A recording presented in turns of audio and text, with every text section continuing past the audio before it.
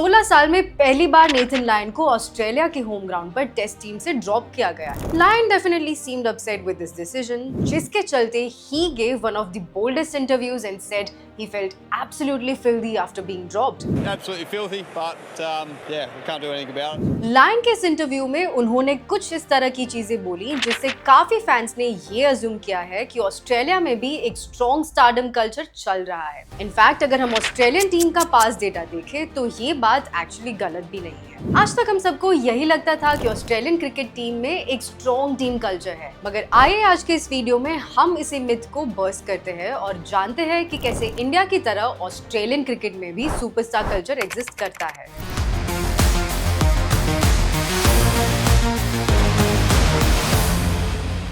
Australian team is known for winning trophies और इसके पीछे का रीजन है उनका स्ट्रॉन्ग टीम कल्चर। जहां इंडिया में विराट कोहली, रोहित शर्मा, MS धोनी को सुपरस्टार मान लिया जाता है, वहीं ऑस्ट्रेलिया में ऐसा कॉन्सेप्ट बिल्कुल भी नहीं है।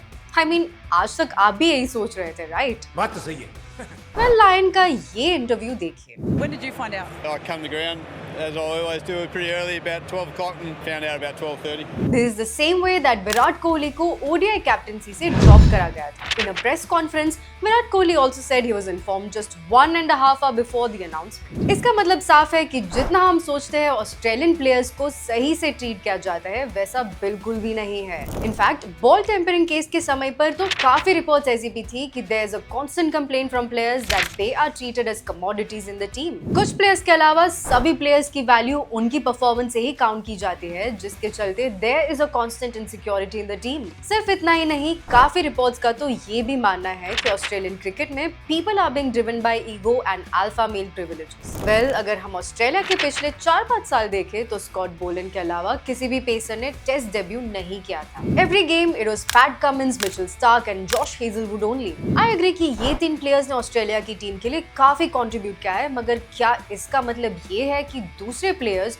जो डोमेस्टिक में अच्छा परफॉर्म कर रहे हैं उन्हें चांस ही ना मिले? I mean, this is clearly favoritism, right? Well, एक एग्जांपल लेते हैं। 2024-25 की बॉर्डर गवास्कर ट्रॉफी की सेकंड टेस्ट एडिलेड में स्कॉट बोलन 5 विकेट्स लेते हैं। इनफैक्ट सिर्फ विकेट्स ही नहीं बल्कि पूरी मैच में बैटर्स को कॉन्स्टेंटली ट्रबल भी करते हैं। Australia wins that test match by 10 wickets. उनके इतने अच्छे परफॉर्मेंस के बावजूद उन्हें नेक्स्ट मैच में ड्रॉप कर दिया जाता है। द रीजन, जॉश हेजलवुड जो इंजर्ड थे वो रिकवर हो चुके थे and it was time for Scott Boland to get drop from the team. Hazlewood के कमबैक के चलते BGT का तीसरा मैच ड्रॉ हो जाता है। 4th और 5th टेस्ट में बोलन वापस आते हैं और ऑस्ट्रेलिया को दोनों टेस्ट मैचेस जिता देते हैं। अब जब स्कॉट बोलन, जिनका टेस्ट में रिकॉर्ड एक्सेप्शनल है, उन्हें ही ऑस्ट्रेलियन टीम में खेलने की जगह नहीं मिल पा रही, तो बाकी डोमेस्टिक प्लेयर्स को तो कैसे मिल सकती है? सिर्फ फेवरेटिज्म ही नहीं मगर ऑस्ट्रेलियन मैनेजमेंट और प्लेयर्स के बीच कम्युनिकेशन की भी काफी कमी है। नेथन लायन जो पिछले 16 साल से होम ग्राउंड पर एक भी टेस्ट मैच से एक्सक्लूड नहीं हुए हैं,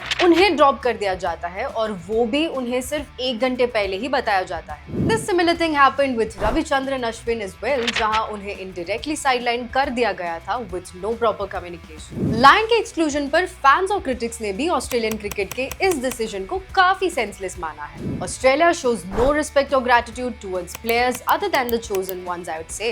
आपको क्या लगता है? क्या ऑस्ट्रेलिया के अलावा और भी टीम्स में इसी तरह का कल्चर रहता है? And is this culture actually right for the players? Let us know your reactions below and stay tuned for more interesting cricket updates.